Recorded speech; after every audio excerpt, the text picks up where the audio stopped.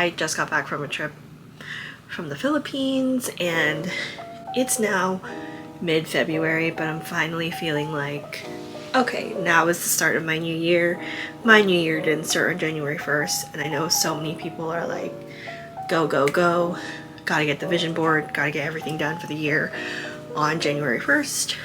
But I kind of decided against that this year, and I'm normally very much like that. But, you know, this year's gonna be a little bit different. I wanted to make a video on how I show up for myself. These are 5 things I specifically do to avoid burning out in my life in general. As someone who has lived kind of constantly hustling and constantly working, I have finally over the years learned to turn that off and learned to really work on being like in my life, in my body, being present, and just leaning in to resting and relaxing, because being on all the time, being in fight or flight mode, which I usually was, actually took a really big toll on my body, especially during grad school. And even when I graduated, I at one point was working not 1 job but 3 jobs. Not because I had to. I very much didn't have to, but I felt like that's what I needed to do to kind of keep up with that constant level of stress that I was used to in grad school. I thankfully don't do that anymore. I only have 1 job, and I am actually at a mental place where like I can't even comprehend how I worked 3 jobs. And it was maybe for like a 4 or 5 month period of me doing that.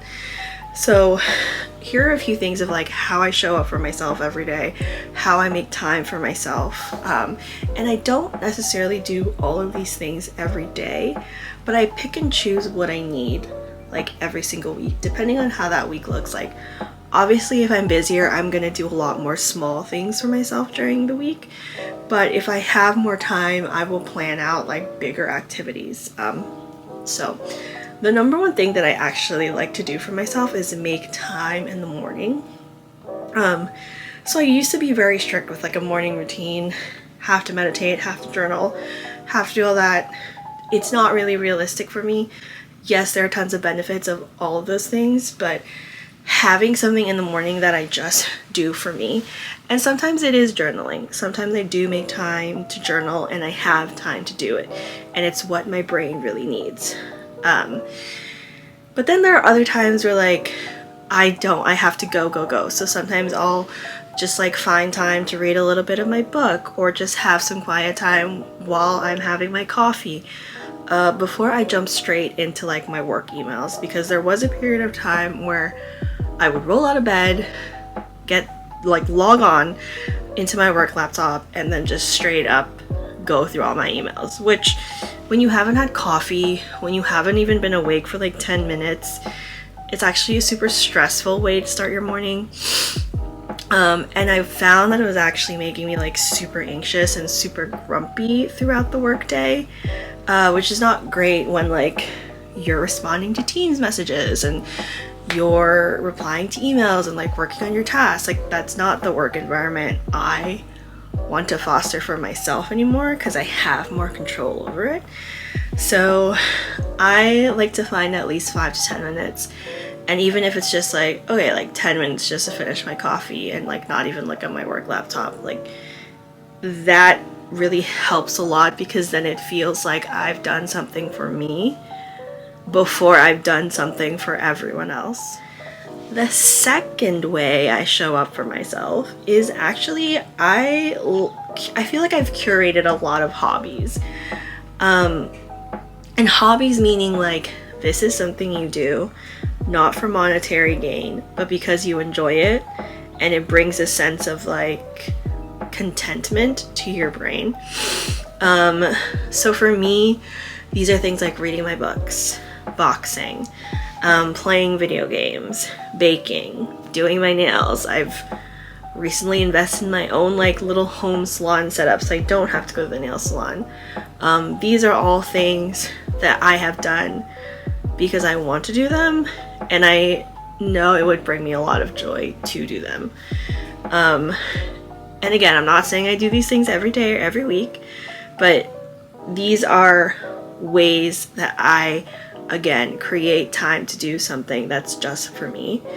And it's almost really healing to invest your time and your money into something that like you loved as a child. So for me, I always loved playing video games. I always loved reading my books. Cooking and baking are like a new development as an adult. But putting my time and money into the things I loved as a kid is something that I find a lot of joy in. And honestly, if you're not doing that, what's the point? What's the point of making all this money anyway if you're not going to invest it like back into what you love? Okay. So the third way I show up for myself is I have hard boundaries for work and my relationship, including my friendships.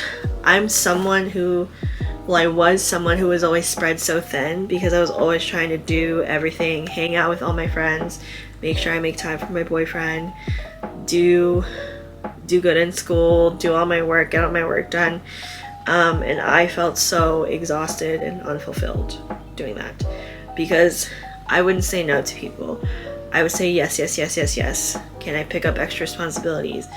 Can I do this for my friend? Can I do this for my boyfriend? And I'm like, when do I get to do anything for me?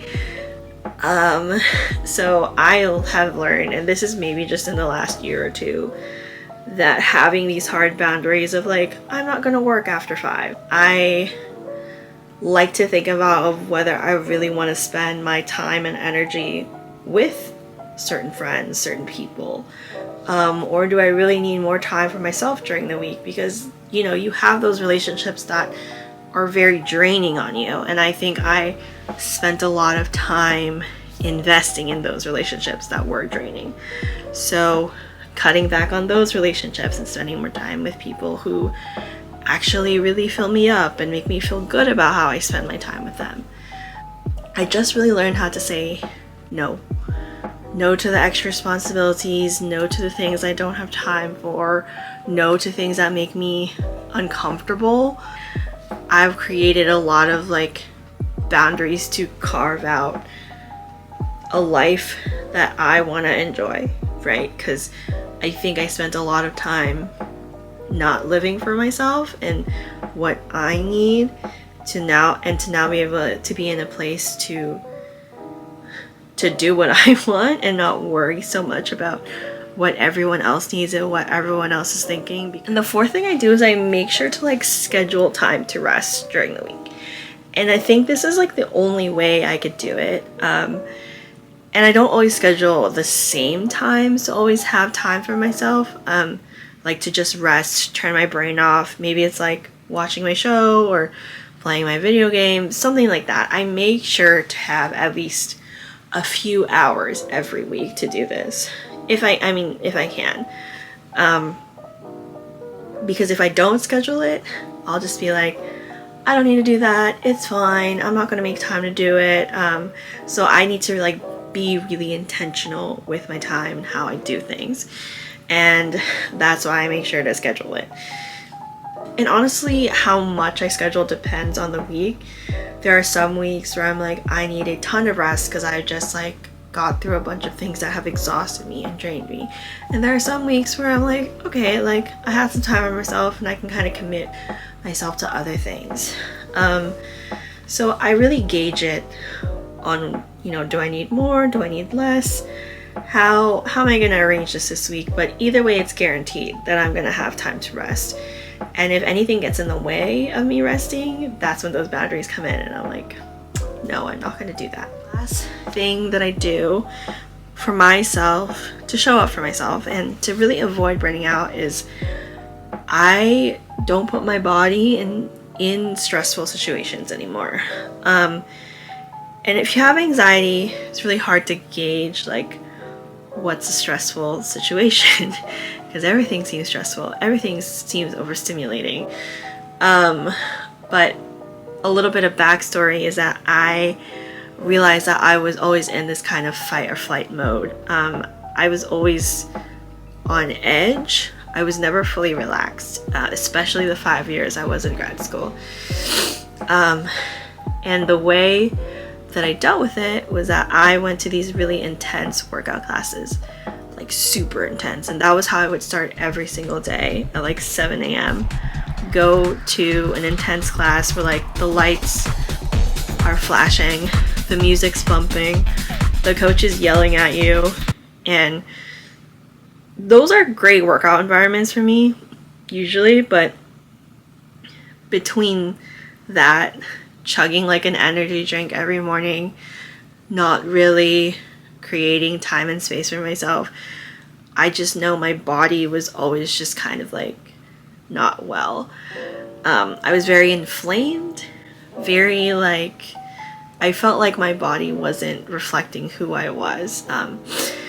It's because I was just always in a state of stress, because there was work stress, there was life stress, and the way I dealt with that stress was to put myself into stressful situations, which doesn't really help. So I actually took a step back from doing really stressful workout classes, and I looked at working out as like a way to spend time with myself and a way to just be, you know, keeping a calm state of mind. I'll do whatever is needed for that, because that's probably the number one thing almost for myself, to like be a proper human and be someone that I am like proud of myself for being. Takes a lot to kind of regulate that environment for myself. So those are 5 things, you know: having some time in the morning, investing in your hobbies, having boundaries, creating time for rest, intentional rest, and not putting your body in stressful situations. Those are 5 ways I show up for myself. Those are 5 ways I avoid burnout, especially working a 9 to 5. If you like this video, if you made it this far, you and me are besties, and I would really appreciate it if you would subscribe to my channel. I'm really trying to invest more time into this hobby. It just makes me really excited to do it. So, yay!